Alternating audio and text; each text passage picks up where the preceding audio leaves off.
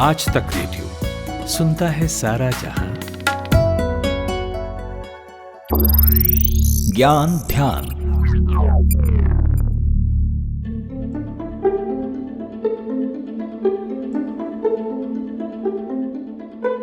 दो 2021 के शुरुआत में ही एक फिल्म रिलीज हुई। सतीश कौशिक का निर्देशन था और पंकज त्रिपाठी का शानदार अभिनय। मूवी थी कागज। फिल्म कागज के महत्व को बताती है। कहने को कागज इस दुनिया में सबसे कमजोर माना जाता है। कभी हवा से उड़ जाए तो कभी एक झटके में फट जाए, लेकिन इस कागज पर चला एक कलम कई बार जिंदगी की ऐसी दास्तान लिख जाता है जिसे चाहकर भी मिटाना मुमकिन नहीं होता। फिल्म का लीड कैरेक्टर भरत लाल कानूनी कागजों में कई साल पहले ही मृतक बता दिए गए हैं और शरीर से वे जिंदा हैं, लेकिन रिकॉर्ड में वे मर गए हैं। भरत के लिए एक कागज ऐसी दुविधा पैदा कर देती है कि उन्हें अब जिंदा होते हुए भी अपने जीवित होने का सबूत दिखाना पड़ता है और इसी जद्दोजहद में उनके करीब 18 साल गुजर जाते हैं। इसी के बरकस हमारे अलबेले देश के सिस्टम का एक किस्सा सुनिए। IT एक्ट की एक धारा थी 66A, थी इसलिए कि अब नहीं रही। दरअसल सुप्रीम कोर्ट ने 2015 में ही इसे अनकॉन्स्टिट्यूशनल यानी असंवैधानिक बताते हुए रद्द कर दिया था। अब रद्द कागजों में हुआ था लेकिन जमीन पर नहीं। सेक्शन 66A का धड़ल्ले से इस्तेमाल किया जा रहा था अब तक। आज जानेंगे इसी IT एक्ट की धारा 66A के बारे में। कब आया ये और क्यों लाया गया था और इसके अंतर्गत किस तरह के जुर्म के लिए कैसी सजा का प्रावधान था। साथ ही ये भी समझेंगे कि 66A के साथ समस्याएं क्या थी और क्यों इसे असंवैधानिक करार किया गया।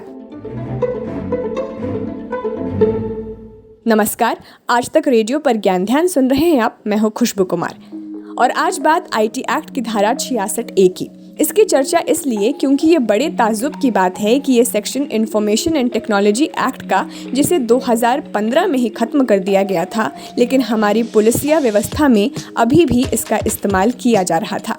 इसी बीच मानवाधिकार पर काम करने वाली एक संस्था है people's union for civil liberties. उन्होंने सुप्रीम कोर्ट में एक याचिका लगाई जिसमें कहा गया था कि धारा 66A के रिपील यानी निरस्त होने के 7 साल बाद भी मार्च 2021 तक 11 राज्यों की जिला अदालतों में कुल 745 मामले अभी भी लंबित है और आरोपियों पर IT अधिनियम की धारा 66A के तहत मुकदमा चलाया जा रहा है, जबकि सेक्शन को समाप्त हुए कई बरस बीत गए। सुप्रीम कोर्ट को इस बात पर बड़ा अचरज हुआ। उन्होंने कहा, भाई ऐसा क्यों हो रहा है? तो बड़ा दिलचस्प जवाब मिला। सुनवाई के दौरान अटॉर्नी जनरल के वेणुगोपाल ने बताया कि कानून की किताबें अभी भी ठीक तरह से बदली नहीं हैं। IT एक्ट की जिस धारा 66A को सुप्रीम कोर्ट ने 2015 में असंवैधानिक बताते हुए रद्द कर दिया था, वो धारा अभी भी कानून की किताबों में है। इन किताबों में बस नीचे एक फुटनोट रहता है जिसमें लिखा होता है कि ये धारा सुप्रीम कोर्ट ने रद्द कर दी थी। उन्होंने कहा था कि फुटनोट कोई पढ़ता नहीं है, इसलिए किताबों में और थोड़ा साफ लिखा जाना चाहिए ताकि पुलिस अधिकारी भ्रमित ना हो। कोर्ट ने सरकार को नोटिस जारी किया और फिर सरकार ने एडवाइजरी जारी किया कि भाई इस सेक्शन का इस्तेमाल राज्य सरकारें ना करें। बहरहाल ये तो हुई प्रेजेंट की बात, लेकिन इससे पहले कि आगे बढ़े ये जान लेते हैं कि आखिर क्या थी ये IT एक्ट की धारा 66A जिसको बड़े धूमधाम के साथ लाया गया और फिर हटाया गया। कब आई है और इसके अंतर्गत किस तरह के जुर्म के लिए कैसी सजा का प्रावधान था। इंडिया टुडे के सीनियर असिस्टेंट एडिटर प्रभाष के दत्ता बताते हैं।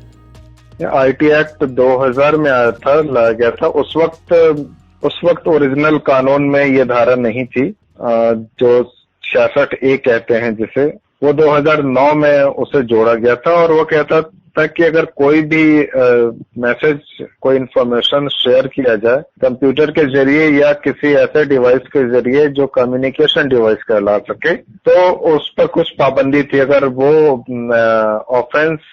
जो मैसेज है वो ऑफेंसिव हो, ऑफेंसिव यानी कि वो ऐसा हो जिसको कहा उसकी वजह से कोई क्राइम घटित हो या वो अपने आप में क्राइम हो। इसके लिए धारा में 3 बातें महत्वपूर्ण बताई गई थी। एक, उसे ग्रॉसली ऑफेंसिव होना चाहिए। दूसरी बात कि वो गलत होनी चाहिए या ऐसा हो कि किसी को अनवायंस क्रिएट करे, किसी पे खतरा दे या किसी के लिए क्रिमिनल इंटिमिडेशन हो, अफवाह फैलाए, या तीसरी बात कि किसी को धोखे में रखे या उसे गुमराह करे। अगर ये तीनों बातें हैं तो उसे माना जाएगा कि वो एक अपराध है।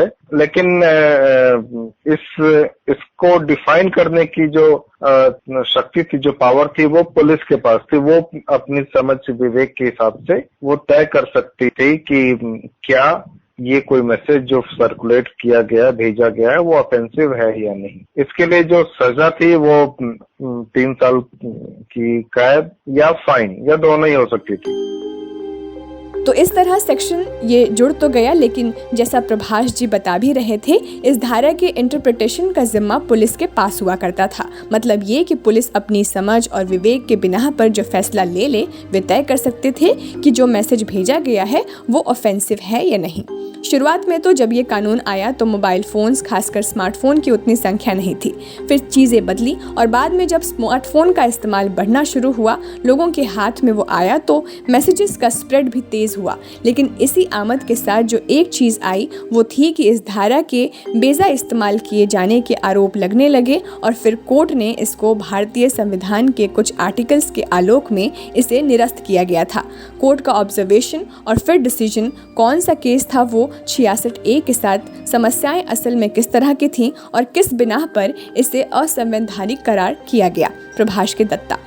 इसके साथ समस्या ये थी कि बहुत से ऐसे मामले आए जिसमें गलत तरीके से लोगों पर ये धारा लगाई गई, जो बाद में साबित भी नहीं हो रहे थे वो आरोप, और लोगों को जेल में काफी समय तक रहना पड़ रहा था, हैरेसमेंट हो रहा था। इस तरह के बहुत से केसेस सामने आए और इसमें जो प्रोसीजरल सेफगार्ड होने चाहिए थे, सुप्रीम कोर्ट ने देखा। एक लॉ स्टूडेंट थी जिनका नाम श्रेया सिंगल है, अभी वो लॉयर हैं। उस वक्त 2012 में जब उन्होंने ये केस फाइल की सुप्रीम कोर्ट में, तो वो लॉ की स्टूडेंट थी। उन्होंने कहा कि ये जो कानून है, ये कानून फंडामेंटल राइट्स जो आर्टिकल 14, 19 और 21 में दिए गए हैं संविधान में, उनकी अवहेलना करता है। सुप्रीम कोर्ट ने इसकी जांच की और पाया कि ये बात सही है कि ये जो कानून है, इस कानून में बहुत सी बातें हैं जिन्हें वेग कहा जा सके, जो अब्यूज को पुलिस वाले की विम एंड फैंसी पे डिपेंड करता है कि वो किस तरह से इसका इस्तेमाल करे। तो इसमें इसके बेजा इस्तेमाल की गुंजाइश है और ये खतरा है। और इसी बात को रखते हुए सुप्रीम कोर्ट ने अपने जजमेंट में पाया था कि ये कानून आर्टिकल 19 में जो हमें अभिव्यक्ति की आजादी देता है उसका, और आर्टिकल 21 जो राइट टू लाइफ है, इन दोनों मौलिक अधिकारों की अवहेलना करता है यह कानून, और उसे निरस्त घोषित कर दिया था। और निरस्तता की तारीख तय की थी जिस दिन से ये कानून लाया गया एक अमेंडमेंट के जरिए 2009 में, उस दिन से यह निरस्त माना जाएगा। यानी ये कानून भारत में कभी रहा ही नहीं, इस तरह से इसे माना जाएगा। तो जैसा प्रभाष जी बता रहे थे कि कोर्ट ने सेक्शन 66A को कुछ इस तरह समाप्त किया जैसे वो एग्जिस्ट ही नहीं करता था कभी, लेकिन पुलिस इसका इस्तेमाल करती रही। अब जैसे हमने बताया कि कोर्ट की नोटिस के बाद राज्यों को गृह मंत्रालय की ओर से एडवाइजरी भेजकर कहा गया कि इस सेक्शन के तहत कोई भी कार्रवाई नहीं की जा सकती। कोई मामला दर्ज किया गया तो ऐसे मामलों को तुरंत वापस लिया जाना चाहिए। तो ये था आज का हमारा ज्ञान ध्यान, जिसमें हमने आपको एक ऐसी धारा के बारे में बताया जो कब की निरस्त की जा चुकी थी लेकिन इस्तेमाल में ली जा रही थी। साथ ही किस तरह इस धारा ने कानून की शक्ल ली थी और क्यों इसे खत्म किया गया, इन सब चीज़ों से आपको अवगत कराया। कोई और विषय हो जिस पर आप ध्यान चाहते हो तो हमें ज़रूर लिखिए। हमारा पता है radio@aajtak.com। इसके अलावा आप हमसे कुछ कहना चाहते हो, कोई सलाह सुझाव या शिकायत हो तो हमें लिख भेजिए radio@aajtak.com। ये हमारा ईमेल पता है।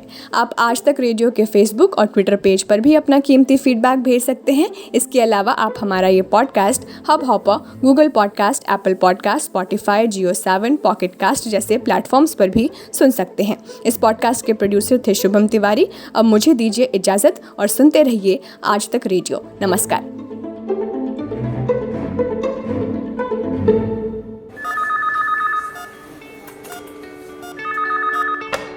Hello doctor. हेलो डॉक्टर, आज तक रेडियो की एक खास सीरीज है जिसमें हम आपकी सेहत से जुड़े टॉपिक्स पर काम की जानकारी आप तक पहुंचाते हैं स्पेशलिस्ट डॉक्टरों से बात करके। यानी अलग अलग बीमारियों पर मशहूर डॉक्टरों का ज्ञान, उनकी सलाह घर बैठे आप तक पहुंचती है हर मंगलवार सुबह आज तक रेडियो पर।